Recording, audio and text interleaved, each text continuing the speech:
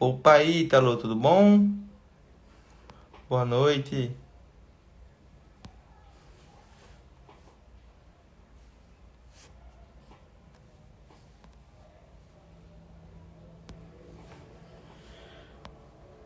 Esperando nosso convidado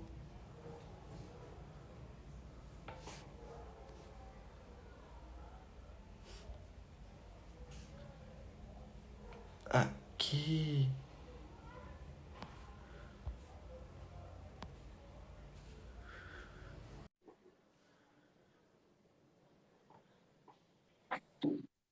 Agora sim. Tá dando pra ouvir? Ah, rapaz, agora sim, man. Bom, bom dia, boa tarde, boa noite, pessoal. Não sei que hora vocês vão ouvir esse vídeo, mas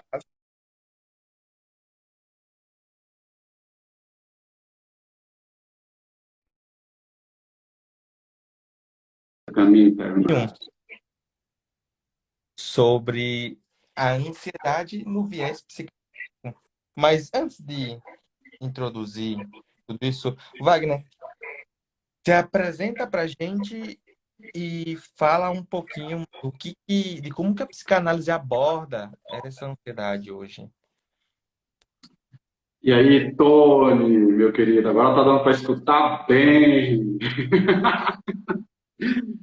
Bem, eu acho que a psicanálise ela cruza com muitas questões aí presentes no escopo, né, do sujeito ansioso, né, principalmente aquilo que surge na queixa, aquilo que surge na narrativa, aquilo que surge na estrutura de pensamento. Eu acredito que a psicanálise é a abordagem, né, ou o método que pensa sobre como se dar essa construção, né, como se dar a leitura, né, principalmente do repertório do sujeito a partir da cultura. São através desses instrumentais que o sujeito ele ele começa a olhar para si, né? Começa a olhar para a sua fala, né? Começa a ter um entendimento. Só que não é simples, né?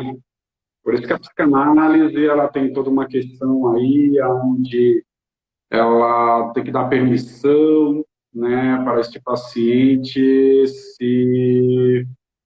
se apresentar, né, tirar as cascas que são criadas aí nas feridas existenciais, nas feridas desse sujeito, né? Eu acredito que a psicanálise ela tem um olhar, né, para além da técnica, né, que eu nem acho interessante a gente ficar aprofundando aqui. Eu acho que ela tem um papel que é de fazer o sujeito pensar sobre aquilo que ele acredita que é certo e errado, por exemplo, né, que é muito presente na ansiedade, por exemplo. Eu acredito que, né, a psicanálise, né, junto com outras abordagens também, é até importante a gente trazer, né, que a psicanálise ela não atua sozinha, ela atua com a psicopatologia, ela atua com psiquiatria também, ela atua com outras abordagens, como a terapia cognitiva comportamental. Há um diálogo interessante aí quando a gente pensa em ansiedade. E, enfim, eu acredito que tem a questão do timing também, né, né, da abordagem, que faz com que muitas vezes o sujeito ele não entenda que o time não é o time do terapeuta, né, ou do analista, o time é o time do medo, é o time do desconhecimento também, é o time da falta de recursos, ou seja, vários elementos aí que vai fazendo com que cada vez mais esse sujeito manifeste um comportamento evitativo, sofra por antecedência, e, enfim, começa a criar conjecturas sobre o seu mundo, né, sobre o que é a vida, né? E a gente estava batendo esse nosso papo lá no YouTube e a gente veio para cá. Mas você tinha comentado uma coisa que foi bem interessante. Essa questão do chinelo, né? Quando a gente vê um chinelo virado, isso para quem nasceu ou viveu durante a infância no Nordeste, isso é muito forte. Aquela história de que se o teu chinelo tá virado, a tua mãe vai morrer, vai acontecer alguma coisa de ruim com ela. E isso vem da infância, né? Ainda esses dias eu me peguei pensando sobre isso. Mas também tem aquelas marcas que vêm lá da infância e que, porque essa questão do chinelo, você virar o chinelo, ok. Às vezes você pode até estar ali no maior conforto, assistindo uma série, viu que o chinelo estava virado, levantou para desvirar para que a tua mãe não morra. Para o telefone não tocar, ó, já foi, vem reconhecer o corpo. Uhum. Por esse medo. Mas também tem aquelas marcas que vão muito além do. Porque, por exemplo, você virar o chinelo ali, você pode até se irritar, mas não vai mudar muita coisa no teu dia. Agora, eu estava atendendo agora há pouco e me trouxeram o seguinte caso. E que durante a infância a mãe virou para essa pessoa e foi o seguinte comentário: Nossa, você tá mais gordinha, né?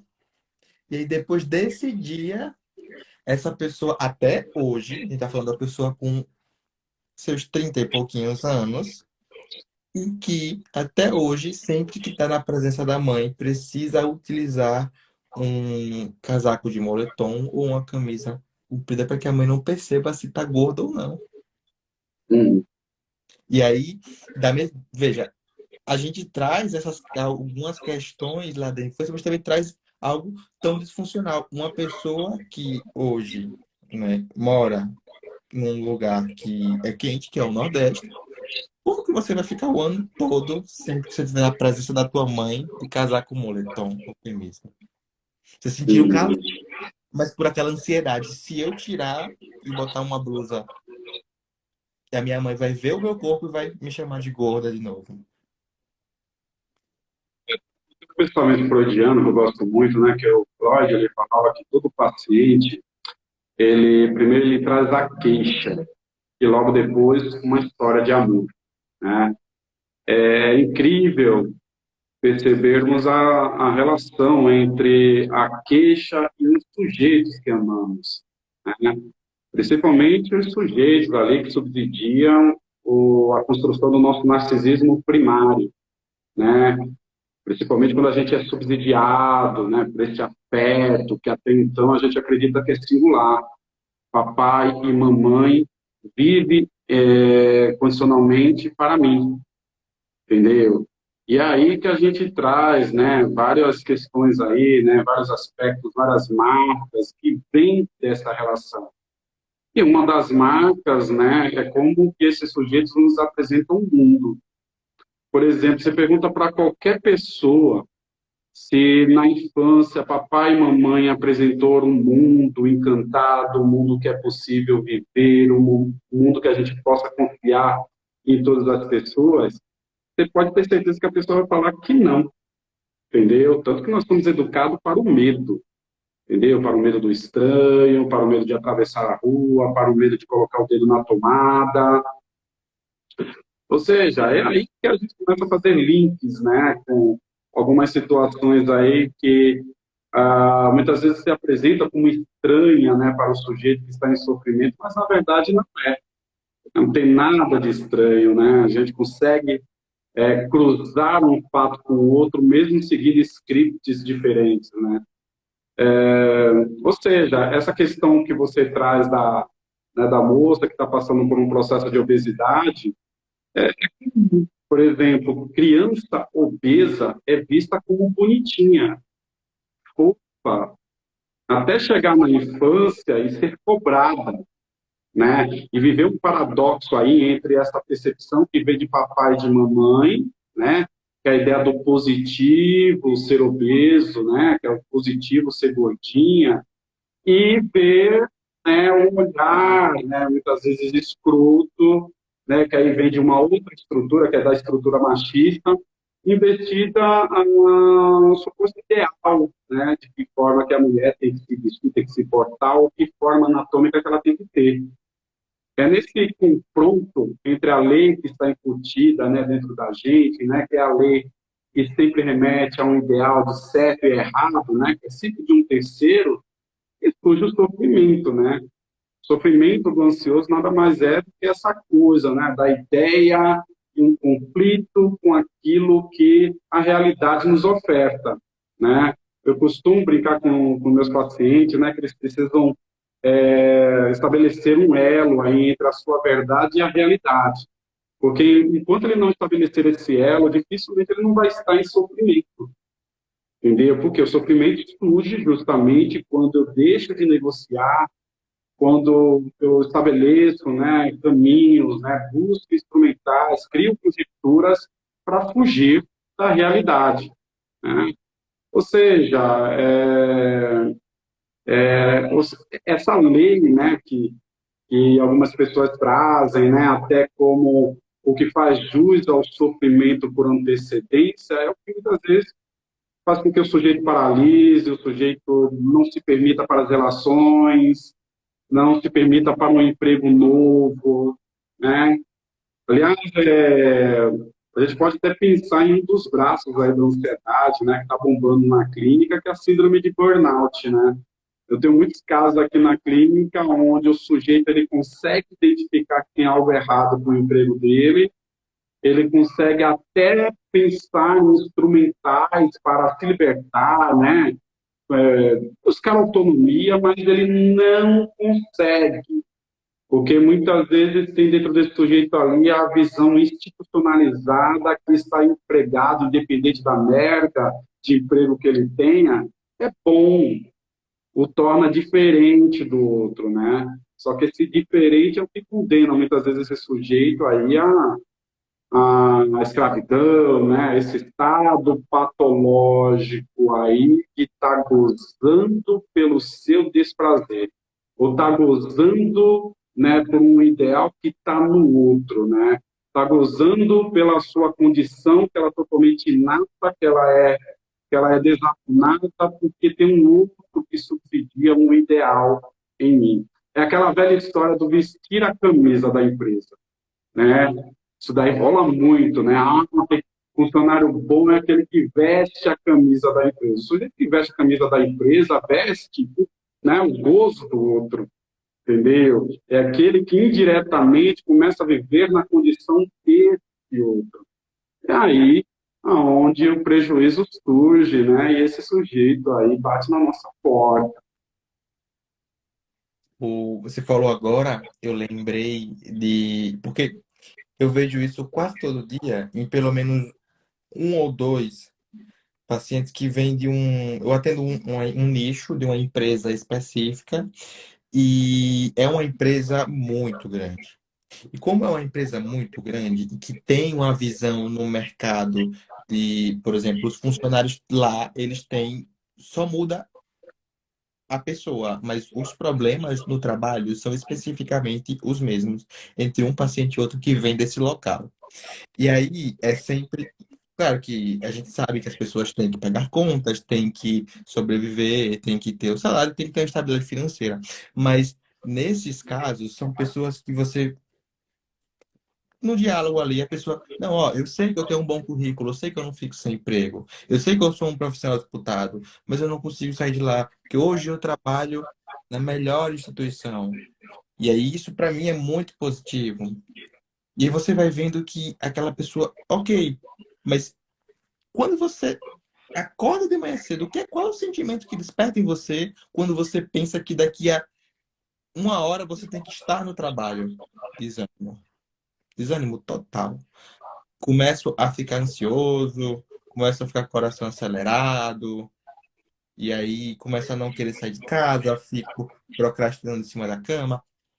E aí a gente vê o quanto que isso vai ficando tóxico, aquele e vai ficando doentio. Você manter uma situação ali que é disfuncional pelo medo da incerteza ali da mudança, né? Essa ansiedade, o e se eu sair de lá e eu não conseguir uma coisa melhor, e se essa for a minha oportunidade, e se aqui for o meu lugar. Só que todo dia, quando entra no trabalho, a pessoa muda. E Tem várias questões aí que a gente pode abordar, né? Criar vários tentáculos aí a partir do que você traz. Mas eu acredito, mais uma vez, que está ligado ali a um processo ontológico, um que é estruturado, o pensamento, né? Isso aí, enquanto você estava falando, né? Recentemente eu fiz uma live para falar sobre a relação do amor e da morte. E tem uma questão interessante, né? Que na infância ninguém é educado para pensar no amor como voo. Nós somos educados para pensar o amor como pouso, né? Tanto que hoje você se relaciona com alguém, você tem uma sintonia com alguém, a primeira coisa que você pensa é o quê? Comprar uma casa, entendeu? Porque há esse start dentro da gente que, pô, caramba, eu encontrei o amor da minha vida, logo eu preciso viver com este ser que subsidia o meu bem-estar. É aí onde está o problema. Ainda mais quando a gente pensa, né, a partir da perspectiva do capitalismo, a partir da perspectiva do patriarcado do nosso país, entendeu? Que dificilmente esses modelos, principalmente pensado a partir dessa coisa neurótica da monogamia, que vai ali trazer prejuízos, né, que vai trazer pensamentos dissociados, e justamente por conta desses prejuízos, desses pensamentos dissociados, por esse gosto que vem de um terceiro, né, de um ideal de terceiro, que o patos se instala aí, né? Trazendo mais uma vez o Freud, né, eu gosto muito, né, de um outro pensamento dele, que ele diz que entre o ego e a melancolia, entre o ego e o ideal está a melancolia, entendeu? Entre o ego, né, que é formatado, é estruturado ali a partir de um sujeito, e os ideais, né, que sempre, né, é meio que alimentado pelo repertório de vida do sujeito, pela cultura, no impedimento de viver este ideal, o que surge? A melancolia, né? Tem, uma, tem um outro start que eu gosto muito, né, da psicanálise, né, que fala que todo mendigo, todo melancólico é um mendigo escancarando a ferida na porta da igreja, né? É incrível você perceber como que se dá, né, essa melancolia que surge, né, no escopo de narrativas ali que vem de um nicho cultural, né, que traz como resposta a ansiedade, que traz como resposta o pânico, que traz como resposta a dissociação, né, que traz uma demanda que está bombando na clínica, que são os transtornos de personalidade, entendeu? Que vem um núcleo ali, um núcleo que faz com que a gente crie ideias totalmente distantes e paradoxais do que vem a ser o que de fato, né, nos leva, né, a essa tão desejada saúde mental, né, que é viver de forma autônoma, né. Aliás, a palavra autonomia, né, eu sempre trago essa questão para as palestras, é uma palavrinha super prostituída, né. Quando você fala em autonomia, principalmente numa reunião, onde tem muitos educadores, autonomia de quem? Do Paulo Freire, do Vygotsky, do Piaget. A maioria das pessoas não sabem, né, de onde que vem a palavra autonomia. Vem do grego, auto-si, non, que é um deus da mitologia, deus da lei. Ou seja, lei auto. Ou seja, o sujeito que é autônomo é aquele sujeito que tem a capacidade de transitar pela lei do outro. Entendeu? Enquanto eu não aprendo a transitar pela lei do outro, dificilmente eu vou ter essa resposta, né, que a gente idealiza, cria-se conjecturas, cria comportamentos esquivas também, né, que faz com que a gente comece a procrastinar nossa vida, a não encaminhar desejos, e fica ali naquela paralisação, né, porque somos educados para o pouso. Tá tudo bem ter um emprego de merda, tá tudo bem ter um relacionamento fracassado, e vamos seguir, né, a vida. E eu não acredito que a vida seja, né? Aliás, até pensando sobre ansiedade, né?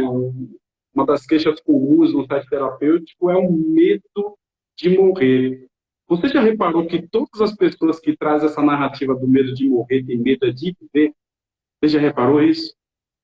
Você começa a pensar várias questões, mas quando você, sei lá, oferta a possibilidade, logo em seguida vem aquela resistência, entendeu? Porque o que habita nesse sujeito é o medo de viver.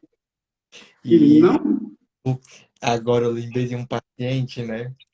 Que foi até bem engraçado, a gente até deu uma risada junto nesse dia da terapia, porque eu gosto de trazer muita probabilidade para algumas coisas. O paciente, por exemplo, ele virou para mim uma vez e falou assim: Ah, mas porque eu não gosto de sair na rua, porque eu sei, eu fico pensando que eu vou ser assaltado. Eu fiz, tá, mas quantas vezes você já foi assaltado? Aí ele, nunca. Eu fiz, de onde que vem esse medo? Se você tem 30 anos e você ainda não foi assaltado, em 30 anos não aconteceu, a probabilidade disso acontecer é baixa. Aí ele virou pra mim e fez assim.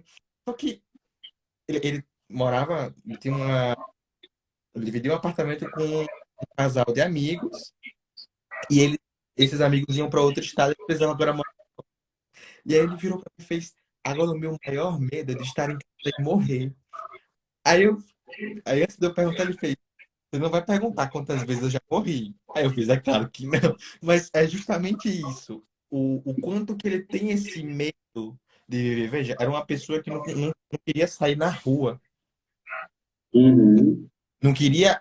Tinha a possibilidade, como trabalhava numa empresa que é híbrida, então tinha que ir para o trabalho vez ou outra. E se quisesse, podia ficar em casa. A opção era sempre ficar em casa. E aí ele começou a problematizar até esse estar em casa. Com coisas do tipo, nossa, mas eu também tô aqui sozinho, não tem ninguém na minha família, e se eu morrer? Só vão saber de mim meses depois. E aí eu viro pra ele, tá, mas quando foi a última vez que você fez um check-up de saúde? Ah, realmente, tá tudo bem? Tá. Então a gente pode dizer aí que pelo menos a probabilidade de você morrer do nada em casa é mais baixa. E aí o sujeito sempre começa a trazer um processo de adoecimento para aquele com. Não, sim, eu sei que a probabilidade é baixa, porque eu fiz um check-up, mas ao mesmo tempo não para de vir na minha cabeça essa ideia de que eu posso estar correndo risco aqui. Aí eu, tá, mas é justamente como esse é o ponto que você acabou de trazer, né? O quanto que esse medo da morte ali também traz esse não vou viver, porque algo aqui pode acontecer de estar errado. Isso está diretamente relacionado também com a demanda desse sujeito que é ansioso por si só e que está ali. E aí, aquele teu exemplo que eu uso direto. Se você não tem um martelo, você vai usar um alicate para bater no prego que você quer colocar na parede. sim. Legal isso que você traz, mas eu acho que é um start também, Tony, que é o do gozo pela desgraça também, né? E não é de hoje, né? Você sabe que tem uma questão interessante, histórica, né? Que antes do século XIX, poetas morriam de tuberculose. E por que morriam de tuberculose? Porque havia um gozo tão grande na época desses sujeitos em estar naquele estado para produzir, né, pensamentos sobre o amor e sobre a existência, que eles ficavam vulneráveis para a tuberculose. E é histórico, né? Tem um outro pensamento do Goethe, né, que fala que todo melancólico é um sujeito que é feliz ao ser triste, ao estar triste, né? É muito doido como que se dá essa construção, porque dificilmente você não vai encontrar, principalmente numa configuração de relacionamento abusivo, né? Onde você vê pessoas incríveis, assim, que têm total condição de estar saindo daquela relação, porém, né, há um gozo, e por mais que seja bizarro, né, há um gozo naquele estado, né, de depreciação, de maus tratos, E muito louco para quem enxerga do lado de fora, né? Que está de satélite do lado de fora, né?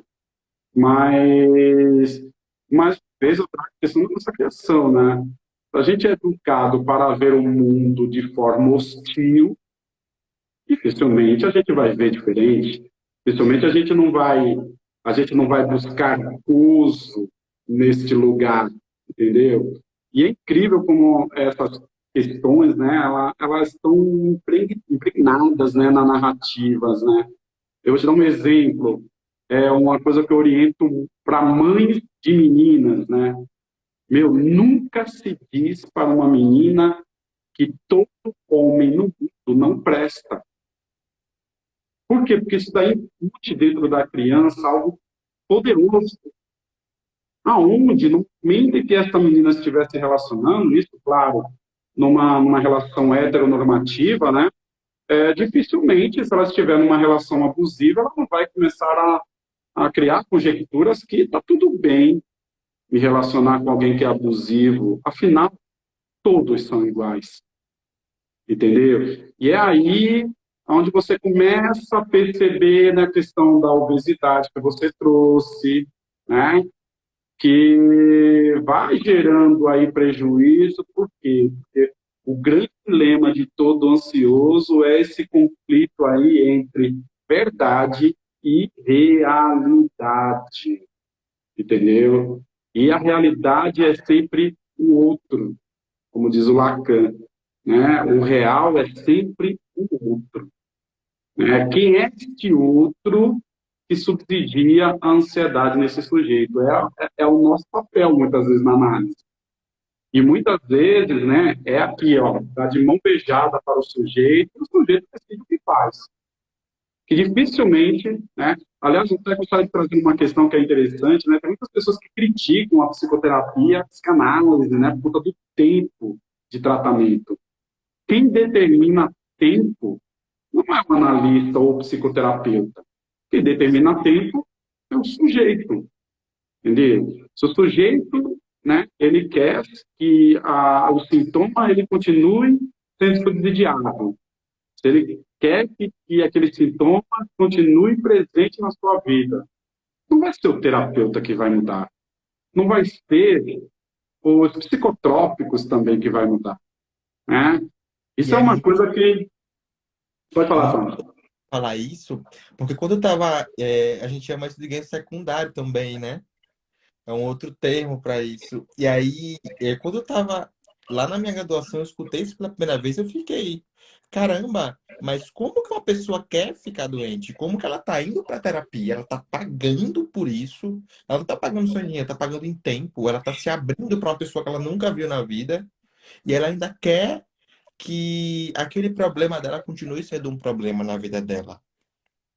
E aí você deve Sim, se perguntar assim, não, não faz sentido, a pessoa não vai querer isso. Mas só que realmente funciona assim. E é muito aquela frase, sabe? Que é uma frase que vem do senso comum, mas que é uma pura verdade. Na vida a gente só tem o que merece. Porque a gente mantém aquele tipo de situação. Por exemplo, a gente viu isso como eu estava atendendo o caso de um adolescente que, assim, adolescente, seus 18 anos, mas já é um adulto legalmente, mas mora com os pais, vive às custas dos pais, e enfim.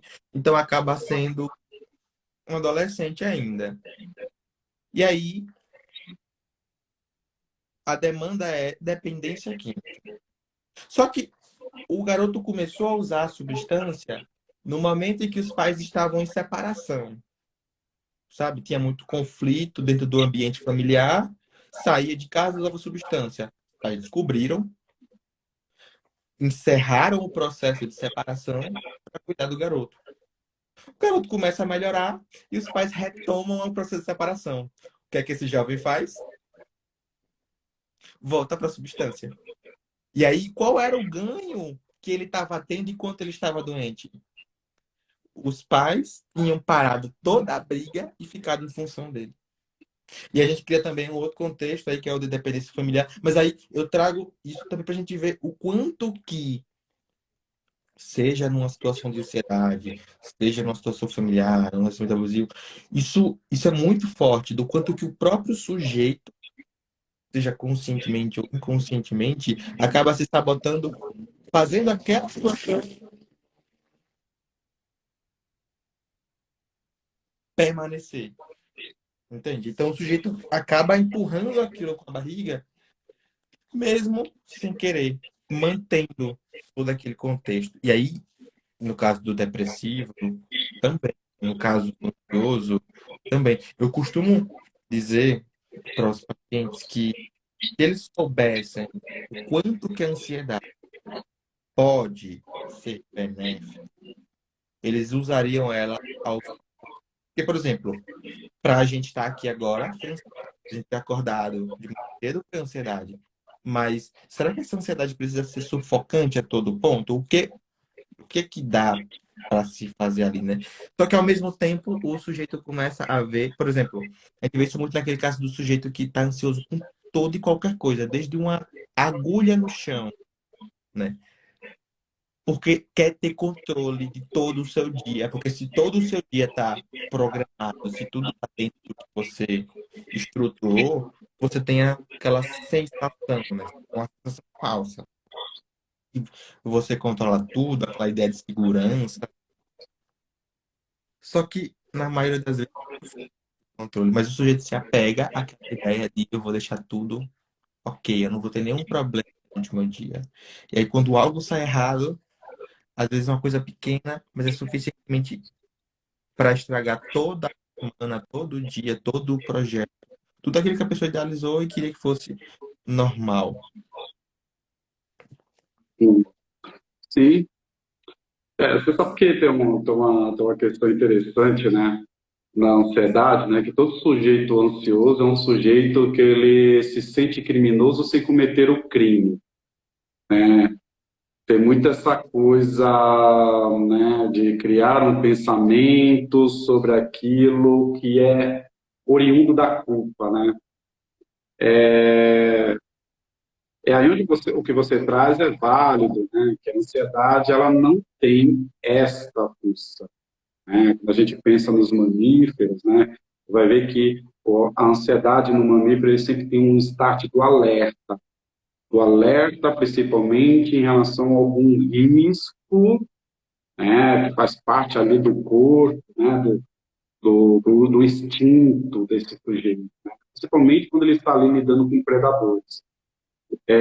No ser humano é diferente, né? Que nós temos recursos, né? Nós temos conhecimento, só que a gente não faz bom uso desse conhecimento. É aí onde está a questão. Aliás, eu até diria que esse conhecimento, muitas vezes, ele é apropriado, ele fica limítrofe. Mas, limítrofia não está ligado às pessoas que têm questões aí com retardo. Não. Principalmente quando a limitrofia ela é cultural. Eu vou te dar um exemplo. Sei lá, dificilmente uma pessoa que, ah, sei lá, da Europa que vem aqui para a Zona Leste, ela não vai, né, ter um choque, entendeu? Assim como nós, quando viajamos para algum lugar diferente, também passamos por esse choque, entendeu?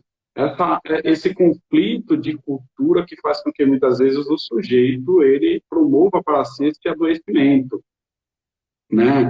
Que é o de não se permitir, entendeu? Para o conhecimento, né? Para o contato com a outra cultura, principalmente para as possibilidades aí de relacionamento também, né? Ultimamente eu venho assistindo muitos vídeos aí de network, né? E eu vejo alguns teóricos falando, né, que tem gente até que tem medo de network, né? Aliás, tem gente que tem medo de Pix. Como que alguém vai ter medo de Pix? Pix é maravilhoso, Ó, mas tem gente que tem medo de Pix. quem tiver com medo, não enfrente, mande pra cá. Mas é muito disso, né? Eu gostei muito dessa frase que você acabou de trazer. O ansioso, ele se sente o criminoso sem cometer o crime. Porque quando a gente pega um caso de tag, isso é nítido. A pessoa é tão ansiosa por todo e qualquer motivo que só o fato dela pensar e te contar por que que ela tá ansiosa, ela já tá ansiosa. Que ela já tá julgando que você vai julgar aquilo. Sim, sim. E é legal observar o quanto que, sem querer, temos o poder de juiz na demanda que esse paciente apresenta. É incrível. Aliás, né, nossa, a gente poderia ficar horas aqui falando sobre possibilidades aí, ou ramificações da ansiedade, mas todo ansioso gosta de muleta. E aí é onde a gente tem que tomar um cuidado para não se tornar a muleta desse paciente, sabe? Porque eu acredito que todas as pessoas que procuram terapia, né, investem numa psicoterapia, investem na mudança, né? Aliás, né, tem até uma questão interessante relacionada à evolução, né? O que de fato nos leva à evolução, ao crescimento? Não tem como não dizer que é através da mudança. Só o fato de, sei lá, de eu desejar evoluir, de eu desejar, sei lá, possuir alguma coisa, conquistar algo, eu preciso mudar algo da realidade para, né? Às vezes eu peço para alguns pacientes fazerem um exercício, né? Que é o de falar sobre desejos e sonhos. E é incrível quando esse sujeito começa a trazer medos e começam a trazer sonhos, e eu pergunto desde quando este medo e este sonho habita a tua vida? Ah, Wagner, há anos. Por que que você não encaminhou? Porque, mais uma vez, a gente é educado para o pouso. A gente não é educado para o pouso ou para o voo, entendeu? Essa coisa do pouso é muito forte na gente, muito poderoso. Poderoso. Não é à toa que existem pessoas, né, que se alimentam, e pessoas que ficam ali paradinhas, esperando o golpe de misericórdia da vida. E o golpe de misericórdia uma hora vem. Né? Aliás, né, eu estou até produzindo um vídeo, vou até dar um spoiler, né, para falar sobre dieta. Que vira e mexe eu tenho demanda aqui de transtornos alimentares e é incrível o quanto que os sujeitos que fazem dieta não conseguem cumprir justamente por conta de um outro. É incrível, Wagner. Parei de comer coisa e tal, mas estava no domingo no churrasquinho com os amigos, sabe? Ah, Wagner, eu não aguentei coisa e tal, nossa, estou me sentindo culpado, estou com uma dor na consciência enorme. Por quê? E não adianta a gente fazer dieta sem fazer dieta de pessoas, não. Não tem como. Para a gente construir algo nessa vida, para ter um corpo que atende à nossa perspectiva, a gente tem que iniciar por uma dieta e é de pessoas. Aí depois a gente faz a dieta que a gente quiser fazer para engordar, para ficar mais musculoso, para ficar mais gostosa, entendeu? Enquanto a gente não entende que o sujeito que nos escraviza é sempre o ideal que a gente tem sobre o outro, principalmente o poder que a gente dá para este outro, dificilmente a gente consegue encaminhar a nossa ansiedade. Isso é um fato. Aliás, é até clichê na psicologia essa coisa da ansiedade e ter sempre um outro ali que subsidia essa ansiedade. Aliás, eu acredito que esse, inclusive, é um dos dispositivos que faz com que essa ansiedade encaminhe aí para um transtorno psiquiátrico, por exemplo. Só que o transtorno psiquiátrico, né, já com uma gravidade, né? Cada vez mais a gente tem que fazer o exercício de olhar para esses outros. Entendeu? Enquanto a gente não olha, dificilmente a nossa vida não fica estacionada. É um fato, entendeu? E às vezes a própria pessoa não quer enxergar. E aí vem diversas questões emocionais. Por exemplo, a gente vê isso no caso dos relacionamentos. A pessoa tem um relacionamento que tem uma configuração abusiva e aí eu vou pegar esse teu gancho do pouso, de ser educado para pousar ali, ter aquela estabilidade e tudo. E aí, ok, e aí começa, você foi falando disso e eu fui lembrando de um caso. Paciente chega e aí me traz o seguinte: ah, porque meu ex falou comigo me chamando para viajar, mas eu tenho um relacionamento atual. Só que o meu ex me chamou pra gente viajar, a gente ia dar um rolê no carro novo que ele comprou, e aí a gente ia para um chalé, ia ser as mil maravilhas. Só que eu penso que isso é errado. Aí eu fiz, tá, pensar não é o problema. Você precisa pensar para tomar a decisão que não. Se você sabe, se você pensa que é errado, então você conclui que é errado. Mas agora, o que é que te motivou a levar em consideração isso? Ah, é porque no relacionamento que eu tenho atual, eu tenho ali uma questão de brigas frequentemente, que a pessoa está tratando mal, tem uma questão da pessoa não conseguir se comunicar comigo. Ok, isso foi semana passada. Hoje, a pessoa me chega, tomei uma decisão. Agora, eu disse pro meu que não condiz com a pessoa que eu sou, eu não vou viajar com ele e eu vou agora me casar com o meu atual. Bacana. Aí minha primeira pergunta foi: me descreva para você o que é que precisa ter em um relacionamento para ser um relacionamento saudável. Eu não estou lhe perguntando o que é um relacionamento perfeito. Estou perguntando saudável. Ah, a pessoa fez aquela cara assim, meio Sherlock Holmes, começou a refletir e aí me lança. Ah, comunicação, respeito, companheirismo. E aí ela foi me descrevendo algumas características. E aí eu simplesmente perguntei, e por que você aceita menos? E aí depois de ainda concluir, tá, você, na sessão passada, esculhambou a tua relação atual. Falou do relacionamento com o teu ex, que só deu errado porque ele te traiu. Mas na sessão passada você estava levando em consideração a possibilidade de retorno. Hoje, agora, me diz uma coisa. Você tomou a decisão, vai casar, vai morar junto, mas se você casar e for morar junto e o teu relacionamento atual continuar do jeito que está agora, você vai ser feliz? Não. Eu fiz, tá. De 0 a 10, o quanto que você acredita que vai haver mudança?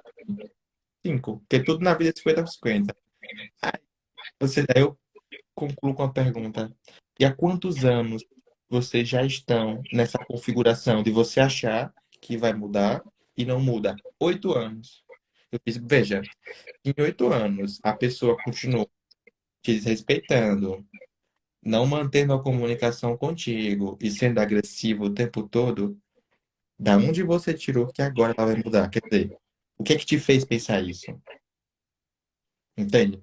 E aí a gente começa a outro que é esse sentimento de pouso, né? Porque eu tenho uma pessoa aqui que está me dizendo que quer seguir a vida comigo, que quer ter uma estabilidade comigo. Sim. Tá, mas se você tem uma ideia formada do que seria o relacionamento ideal, de novo, por que você aceita menos? Né, Tom? Essa coisa de nos prendermos no ideal, dificilmente não é uma prisão do passado. Você já ouviu falar do mito de Orfeu? Você já conhece? Me refresca. Eu vou contar rapidinho, né? O mito de Orfeu tem uma questão interessante, né? Que é a relação que a gente mantém com o passado, que está em conexão com isso que eu trouxe, de a gente não ser educado para ver um mundo encantado, não. A gente é educado para ver um mundo hostil, né? E tem uma questão muito interessante que conta a história que o Orfeu, ele era aquele que recepcionava os deuses no Olimpo, né? Sempre tocando harpa. Conta a história, né, que um dia o Hades, né, o deus do inferno, é convocado para o Olimpo, né? E chegando na porta do Olimpo, fica totalmente encantado ao ver Orfeu tocando harpa. Conta a história que o Hades se aproxima de Orfeu e faz um convite para ele. Olha, eu gostaria que você descesse as escadarias do inferno para tocar harpa no inferno. E aí onde Orfeu chega para o Hades e fala, olha, eu não vou descer as escadarias do inferno. eu sei a sua fama, né? Só que o Hades é o Hades. Conta a história que ele descobre a existência de Eurípedes e sequestra Eurípedes, prendendo ela, né, no inferno, obrigando Orfeu a descer as escadarias do inferno. Conta a história que o Orfeu desce, desce, desce, desce, chegando lá, se encontra com o próprio diabo, né, o Hades, e o Hades chega para ele e fala: "Olha, é o seguinte, eu vou soltar Eurípides. A única coisa que eu quero é que você toque harpa no inferno." Conta a história que ele começa a tocar harpa, né? E a mitologia fala que ele conseguiu dar luz ao inferno. Depois que o Orfeu para de tocar, ele reivindica ao Hades, né, que ele solte a Eurípides. É aí onde o Hades chega para ele e fala: "Olha, é o seguinte, por você ter desconfiado de um Deus, eu vou soltar Eurípides, mas com a seguinte condição: você vai subir as escadarias do inferno, só que você só vai olhar para frente, porque se você olhar para trás, você vai ver Eurípides rolar para o inferno e nunca mais você vai ver." Conta a história que Eurípides, conta a história que o Orfeu topou e ele começa a subir as escadarias do inferno. É aí onde ele começa a ficar inquieto, que é aí onde a gente pensa na ansiedade, no ansioso. Eu devo confiar no Deus do inferno? Ele foi subir nos degraus, será que eu devo confiar no Deus do inferno? É aí onde ele não resiste e olha para trás. E de repente ele vê Eurípides rolando de volta para o inferno.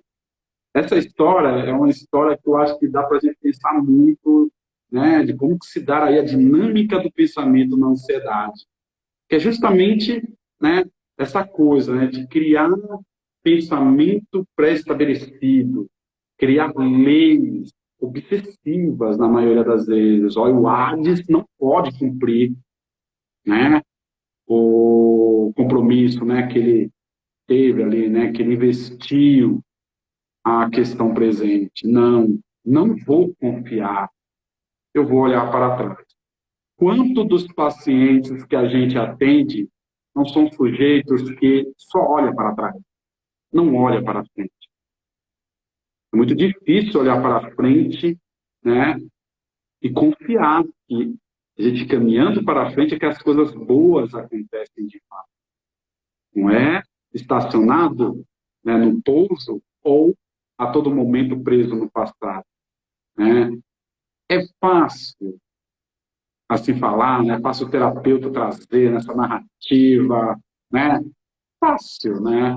Por isso que a terapia se faz necessária em alguns casos, porque cada dinâmica ou as formas que se estrutura a ansiedade no sujeito são diferentes, entendeu? Por isso que os tratamentos têm que ser diferentes também, né? Eu costumo brincar com pacientes aqui que, pô, não tem como, sabe, um medicamento ou um manejo, sabe, ter a mesma eficácia que teve com um paciente com o outro, entendeu? O paciente, vou trazer um pouco a psiquiatria. O paciente, ele faz tratamento ali com sertralina. Pô, caramba, sertralina, ele está sendo eficaz para um paciente. De repente, o outro toma. Ah, não tive o mesmo movimento. Não teve o mesmo movimento por quê? Porque somos diferentes.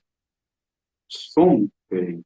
Aliás, até a percepção sobre vida, sobre amor, sobre paz, habita dentro, né, de nós de forma diferente.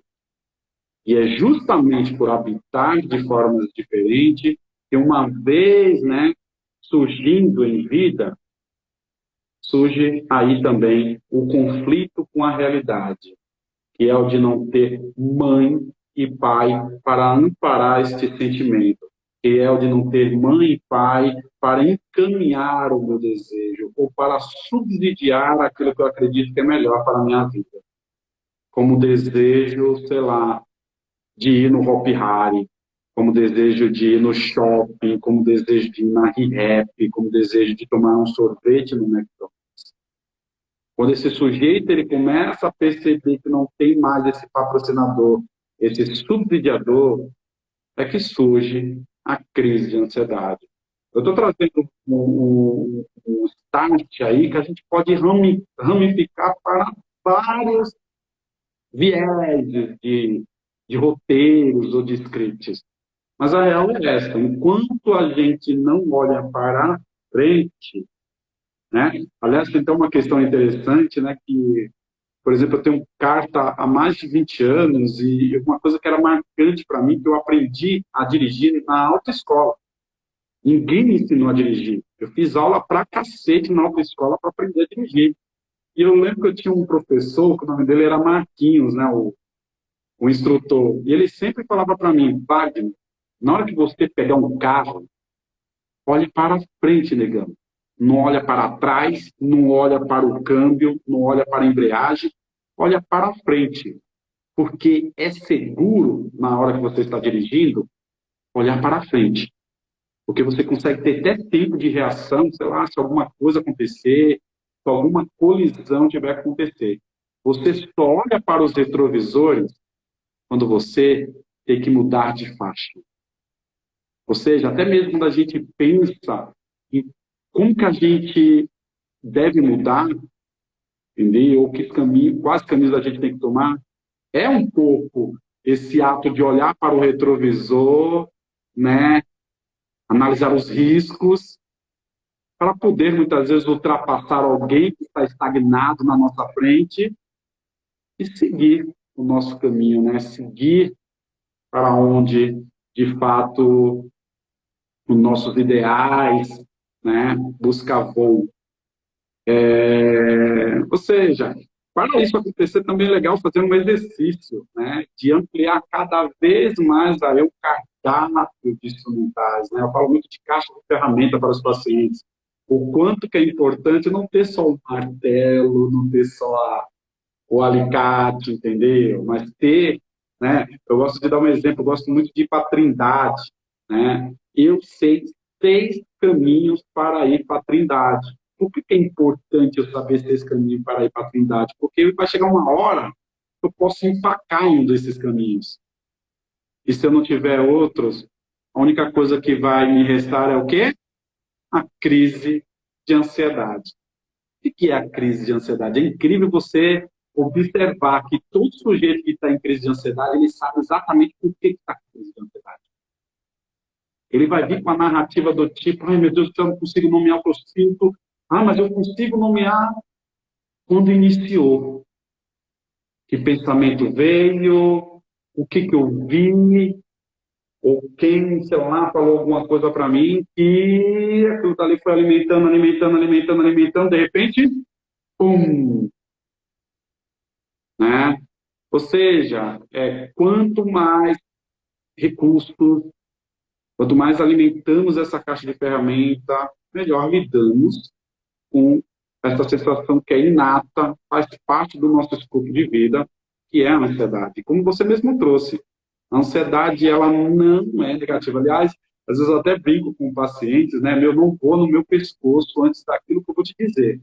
Ansiedade não é ruim. O que é ruim é a interpretação que você faz da ansiedade. Aliás, eu discordo completamente desse ideal que a ansiedade, todo ansioso é um sujeito que está preso no futuro, que sofre por antecedência por ficar sofrendo com coisas que vai acontecer no futuro. Não. Todo ansioso, ele sofre por algo que está no presente. Ele está vivendo ali. E muitas vezes o que é? A sua baixa autoestima, entendeu? A visão que tem de si, a sensação de impotência, a dissociação em relação à sua autoimagem. Ou seja, são esses dispositivos que dificilmente, sei lá, se eu tenho uma baixa autoestima, Tony, e você me convida para uma oportunidade incrível, que é fazer uma live com você, dificilmente eu não vou criar desculpas. Ah, Tony, eu não estou muito bem, coisa e tal, porque eu não tenho confiança naquilo que eu desenvolvo diariamente. Eu não tenho confiança naquilo que eu sei. É muito doido isso aí, né? Que mais uma vez a gente traz essa coisa do sensação de criminoso sem cometer crime, né?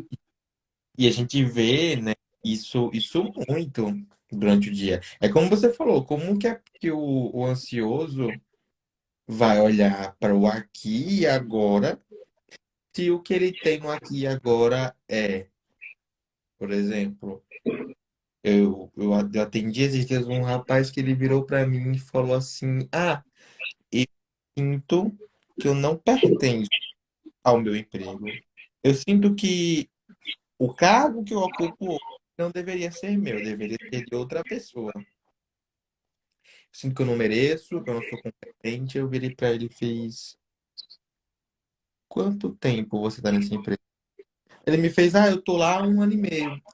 Quantas pessoas você conhece que trabalham nesse lugar que você trabalha? Ou seja, uma empresa enorme e que consegue ficar 1 ano e meio se não for um bom profissional. Ele parou e fez: Eu não conheço nenhum. Aí eu fiquei: Tá, por que que isso vale para os outros? Porque quando ele olha para o momento presente, é uma pessoa que tem a baixa autoestima, é uma pessoa que tudo que fazer se segura, mas ele é profissional da saúde, então o paciente sai dali e tem um feedback positivo. Só que ele prefere ficar preso à ideia de que ele fez algo errado, de que o paciente não gostou, que não vai voltar. E aí vem esse tope, né? Porque se ele ficar preso em outras coisas, ele não vai precisar, por exemplo, olhar para o que ele tem no presente. Uhum. O presente é doloroso. Exato. Aliás, é legal é incrível a gente mensurar essa coisa, né, do presente. E é legal também a gente mensurar quando esse sujeito ele começa a olhar para este presente também. Ele começa a perceber, caramba, talvez a minha narrativa, né, esteja numa linha totalmente antagônica à realidade.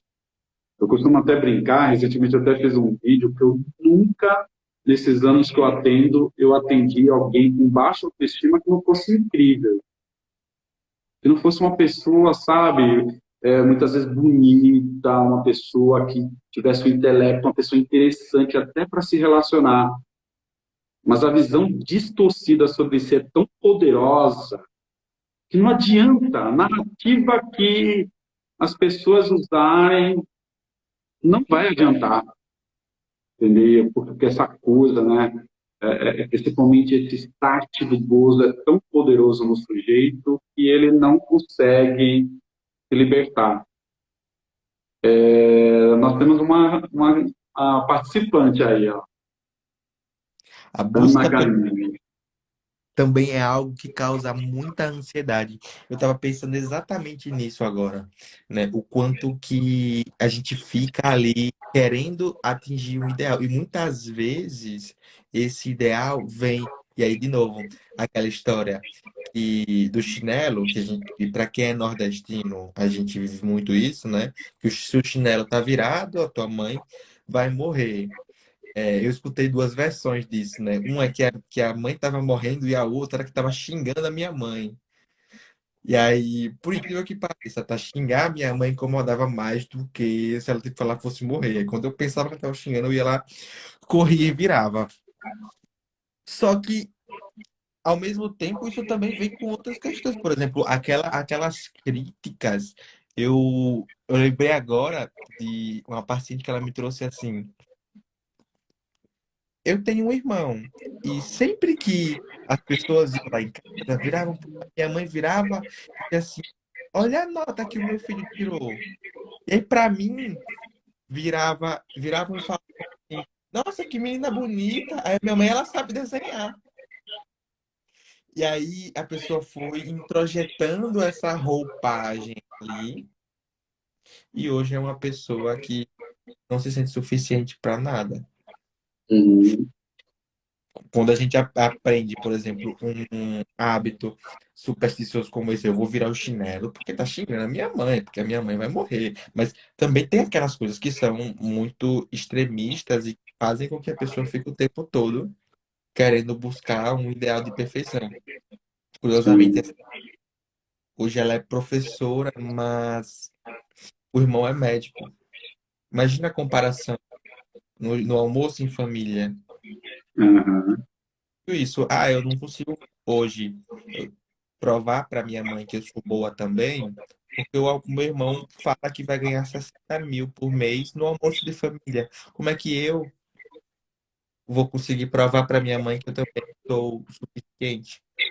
Ou seja, a pessoa fica ali naquele comparativo, e foi uma pessoa que, se você for ver o histórico de vida, faculdade federal, em primeiro lugar, notas excelentes, que não trabalha para nenhuma instituição, dá somente aulas particulares, tem uma agenda lotada, feedbacks incríveis de alunos, entende? E mesmo assim continua sentindo que não é suficiente. Perfeição é um tema bem interessante, né? Tem um filme que eu gosto muito, que é o Retrato de Dorian Gray, né? Que é baseado num livro, também num clássico. E eu acho que traz essa questão da perfeição assim de forma bem minuciosa, né? O filme, tanto o filme como o livro traz, né, a perfeição, que é a beleza do Gray, né, Dorian Gray, como uma maldição, tanto que, né, tem até uma questão interessante nessa história que ele sabe que ele é lindo, que ele é bonito, que ele chama a atenção de todas as pessoas, mas ele tem uma problemática na vida dele. Ele sabe que ele vai envelhecer. É aí, né, onde ele vende a alma para o diabo, e aí, né, o acordo era que ele não ia envelhecer, mas o quadro, que era, né, que trazia a imagem dele idêntica, ia envelhecer no lugar dele. E é aí onde ele prende esse quadro no sótão. É incrível essa história, né, que chega uma hora que ele começa a ver várias pessoas que ele ama morrendo, entendeu? E ele começa a ficar deprimido, aí chega uma hora que, pô, eu preciso ver como eu estaria se minha vida tivesse seguido o mesmo, ciclo, o mesmo caminho. É aí que eu não vou dar spoiler, né? Mas é incrível o final desse filme, porque eu acho que traz muito o que vem a ser essa ideia da perfeição, que é muito próximo da ideia de gozo da psicanálise, né? Gozo para a psicanálise é a morte, né? O próprio Lacan falava que a única forma da gente ter um gozo permanente é através da morte, né? Eu diria mais que a perfeição está na imperfeição, né? Eu acho que somente o imperfeito tem a capacidade de se desenvolver através desta condição. O perfeito não. Tem até uma frase do Leandro Carnal que eu gosto muito, que aí foge um pouquinho dessa ideia de perfeição, mas traz a questão da felicidade, né? Que ele fala que gente feliz não arruma emprego. E é fato, entendeu? A gente pode fazer um link aí com essa questão da perfeição, principalmente quando a gente começa a relacionar com as pessoas do nosso entorno, entendeu? Por quê? Porque dificilmente esse desejo de ser perfeito não está atrelado ao olhar de alguém que exige da gente essa condição de ser perfeito, né? E aí onde está o perigo, né? Que, por exemplo, sei lá, a gente pode ser muito bom na psicologia, por exemplo, na terapia cognitiva comportamental, mas a gente entende que sempre vai ter alguém ali que, né, vai possuir um poder, vai trazer algo novo, porque ele vive uma cultura, ele vive num start diferente, que faz com que ele seja tão imperfeito quanto você, a partir do momento em que ele investe esse olhar, que é o olhar da competição. Eu preciso ser perfeito porque eu preciso ser único. que é uma ideia que vem desde a infância, né? Principalmente quem tem muitos irmãos, dificilmente não vai ter essa ideia, principalmente irmãos mais velhos e caçulas. Essa coisa da perfeição, que dificilmente não é por conta desse afeto que subsidia esse start no sujeito e faz com que ele a todo momento busque dispositivo para chamar a atenção de quem eu amo, papai, mamãe. Se eu não tenho essa figura, eu vou ser perfeito para o chefe. Se eu não tenho um chefe, eu vou ser perfeito para o presidente. Se eu não for para o presidente, eu vou ser perfeito para Deus. É muito doido como se dá essa construção, porque faz com que a gente comece a olhar mais para as pessoas do nosso entorno, entendeu? Por que, afinal, por que eu quero ser perfeito, né? Por que eu quero ser santo, né? Dificilmente não vem de um ideal que é do outro. Aí você pode me fazer uma pergunta, Tony, que é quase uma voadora. Mas, Wagner, como não viver o ideal que é de um outro? Não tenho essa resposta. Eu acho que, às vezes, a gente, né, trazendo um pouco mais a dieta das pessoas, né, fazer dieta de pessoas, eu acho que, mais uma vez, a gente tem que trazer essa leitura, né? Caramba, quando a gente faz dieta, o que, que a gente faz? Né? A gente não substitui, sei lá, aquilo que engorda a gente com algo mais leve, entendeu? Com algo que vai nos trazer, sei lá, uma certa inquietação durante um tempo, mas a gente vai se adaptar, né? Vai ver que é bom, né? Ou, sei lá, ou a gente vai ficar nessa cadeia aí, né? Sempre dentro de uma vórtice, né? Como se entrasse num buraco negro, onde a gente fica num processo de sincronicidade sem fim, né?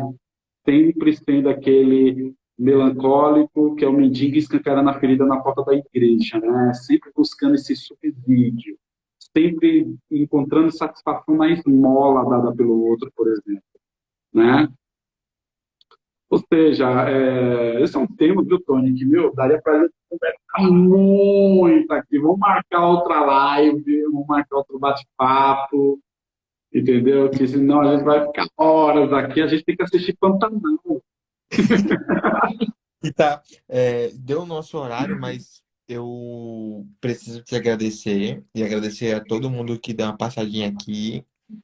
Cara, muito obrigado por aceitar esse convite, né? Esse episódio tá saindo lá no Spotify, no Apple Podcast, no Anchor e no YouTube também. Esse mesmo vídeo vai sair lá. E eu queria agradecer, né, a tua presença e avisar para o pessoal que acompanhe as nossas redes. Tem lá Instituto Banquete, psicanalista Wagner Marinho, o Psiquetone, e o PsicoDig, DIG, que é o IG do nosso Instagram, onde vocês vão conseguir acompanhar mais conteúdos, né, sobre psicologia na palma da sua mão. Show. Eu agradecer, né? Nós tivemos uma participante aí que entrou e não saiu, que é a Rita. Né? Estou vendo aqui, desde o início ela participou. Gratidão, né? Pela Rita ter sido aí nossa espectadora. Gratidão também para as pessoas, né? Que passaram aqui, né? Para escutar um pouquinho a gente. É sempre gostoso falar sobre a vida, falar sobre o amor, falar também sobre o sofrimento, temas estes que cada vez mais as pessoas estão se esquivando, né? Estão se esquivando até se ver aí obrigado a ter que procurar um terapeuta, ter que procurar um psiquiatra, para finalmente essa escuta ela voltar, né, a aflorar, né, voltar ali a se permitir para o conhecimento, gente, porque o segredo do tratamento da ansiedade, os caminhos que levam ao tratamento, né, da ansiedade é conhecimento, entendeu? Vocês vão buscar, sei lá, vários métodos no Google, vão buscar lá terapeuta, psiquiatras, que são importantes também, mas sem buscar conhecimento, gente, a vida vira um caos, a gente vira gado. E aí isso vai fazendo com que tá ali, né, é, empurrando diversas situações com a barriga e conservando cenários que, além de ser disfuncional, machuca. Então, por isso que eu sempre falo para o pessoal, gente, se você tem possibilidade de ir enfrentar os seus problemas, fazer terapia, e você está vendo que tem algo na tua vida que lhe incomoda, confie em você, invista em você, porque é muito fácil a gente acordar e dizer assim, caramba, mais uma vez eu vou ter um dia assim. É muito fácil a gente deitar e dizer, caramba, mais uma vez o meu dia foi assim. Isso é fácil. Agora, você tomar a iniciativa e dizer, eu vou fazer ser diferente, eu vou fazer coisas diferentes para ter um resultado diferente, é mais difícil. Exige força e exige vontade de viver, vontade de querer ter uma vida tranquila. Eu não falo. E isso é uma coisa que eu nunca vendi enquanto terapeuta, nem acho interessante, que é vender felicidade, mas a gente tem que vender é bem-estar. A pessoa tem que estar bem. Isso, né, negão? Legal. Muito Cumprimos obrigado. nossa missão do dia aí. Vamos marcar a próxima já. Bom, pessoal, muito obrigado a todo mundo que passou aqui. Wagner, muitíssimo obrigado pela tua presença, tá? Pode contar comigo se você precisar. Amanhã já tá lá no Spotify, a gente pode compartilhar para todo mundo, no YouTube também. Show. Show. Tamo junto, querido. Abraço. Abraço, boa noite, tchau, tchau. Tchau, querido. Fica bem. Você também. Tchau, tchau, pessoal.